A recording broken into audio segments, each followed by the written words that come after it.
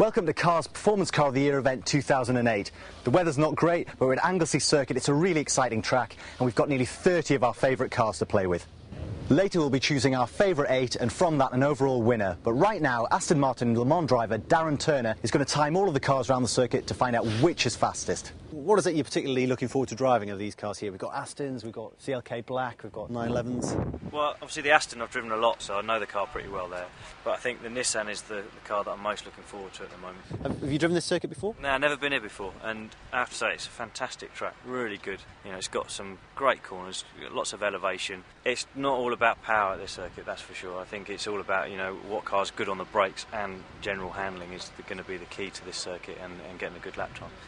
Right, we're just about ready to go out on circuit now. Going to get in the Clio. It's the cheapest car here. Is it going to be the slowest? Let's find out. The Renault Clio kicks us off with a 1 minute 11, followed by the Astra. Here comes the Astra VXR Nurburgring. That was a 110. The Astra was soon trumped by an impressive run in the Mini Cooper S. And the Mini's just done a 1 minute 9 second lap. It's the fastest car yet. Certainly got some quicker stuff to come, but the Mini's the car to beat so far. Okay, Darren, so you've driven the Clio, the Vauxhall, Astra and the Mini so far. What have you liked? I really like the Clio from the word go. It's a nice balanced car. Then I went to the Vauxhall, and that was really difficult. Feels like it's got too much power for the traction available. And then jumped in the Mini, and that was just lots of fun. It's like driving a little go-kart. Be interesting to see what you think of this. This is the Focus ST mount tune. It's got about 260 horsepower, so it's got even more power than the Astra. So, oh, right, okay. Be interesting to see whether you struggle with traction. And struggle he did. The Focus chalked up a very average 1 minute 10 second run. What could the Audi TTS do? Now, Audi's traditionally not great track cars. Four-wheel drive, lots of grip, better on the road. 3 seconds a lap faster than the Focus ST. That is incredible. Listen to that. Diesel. Who brought a diesel car to a race circuit? It's a BMW 123D. Might just show a few petrol cars the way home. 1 minute 11.4. No luck for the diesel.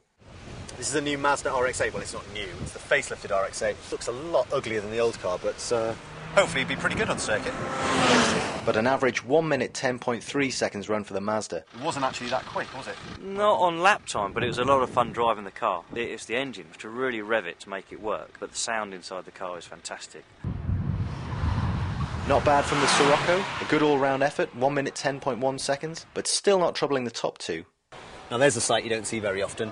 Lumbering SUV heading out onto Anglesey Circuit. It's not your usual 4x4 though, is it, the X6? It's got a special diff at the back, it apportions torque from side to side, 300 horsepower, straight 6, twin turbo. It's going to be fast, but is it going to be fast enough to beat the hot hatches? That was fast. So the X6 has done a 110.4. That's pretty impressive, I think, for a car that 2+ ton off-roader. I have to say, the braking for the hairpin was really impressive. I was, you know, where I was braking was as late as any of the other performance cars I've driven so far today.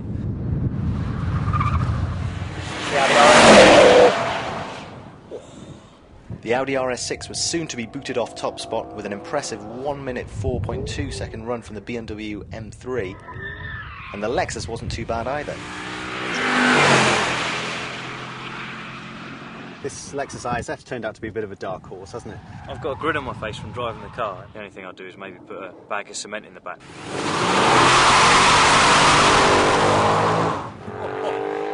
That's got to be one of the best sounds of the day, I think.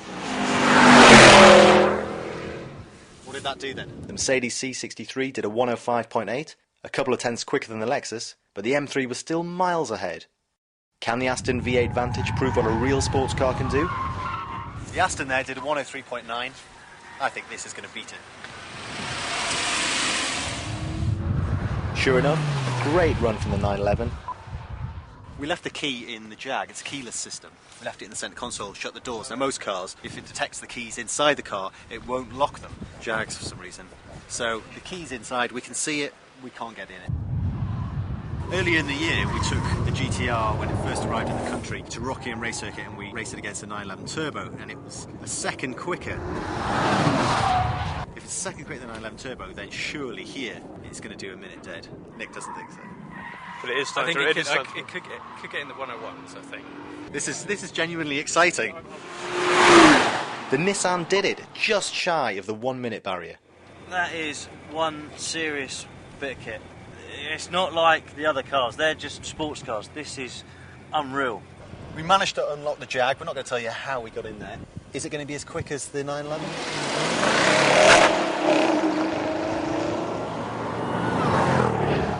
105.4. Is it? Yeah, so quite slow, really. Yeah. It's okay. It's just unfortunately for the Jaguar, I've just jumped out of the Nissan and I'm still thinking about that. But it's pleasant. It's easy to drive, but there's nothing that really grabs hold of you as a sort of a driving experience. But still nice car. I think the stereo was good.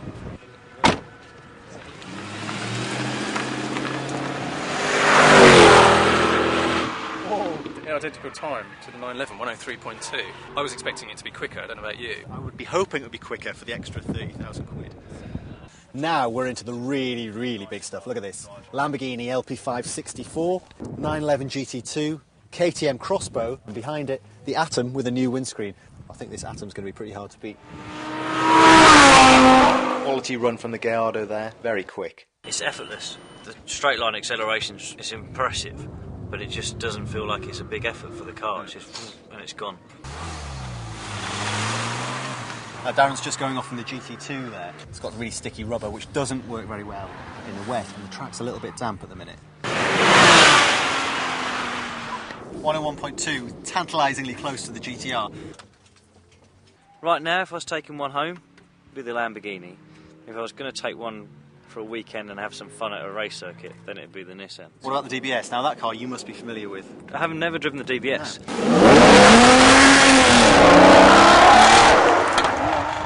So it's a first ride in the DBS for Darren, and although he can't make it to the top spot, he pushes it to a respectable 102.8. Should we put him in that next? That looks pretty scary, doesn't it? It's the Gumpert Apollo. You might not have heard of it. It looks crazy. It costs £350,000, and Darren's about to go out and do a hot lap. Fingers crossed.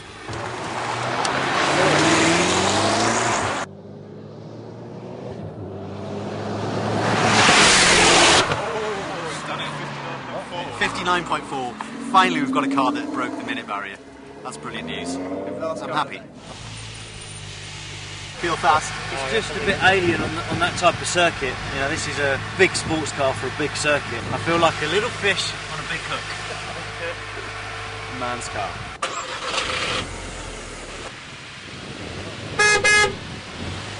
Don't really know what sort of time this is going to do, but it's only got about 200 horsepower. Is it 230 horsepower?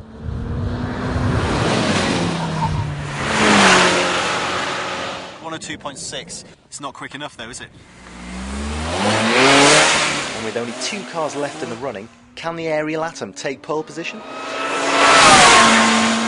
No, 1 second off the Gumpert. Darren's out in the minute in the Lotus 211, which is based on a lease chassis, but it's stripped down. It's got no roof, no windscreen, no doors. Oh, 101.9. Yeah. Right, we finished a great day at Anglesey. We've timed all the cars, and the winner turned out to not be one of the track cars that are built for this sort of thing, not to be one of the big supercars. It certainly wasn't one of the hot hatches, even though they were fun. It turned out to be the Gumpert Apollo, a bit of an unknown quantity. 700 horsepower, though. What a machine. It turned out to be the only car to do a sub 1 minute lap. Brilliant. Job done. If you want to read the full story, grab a copy of the November 2008 issue of Car Magazine.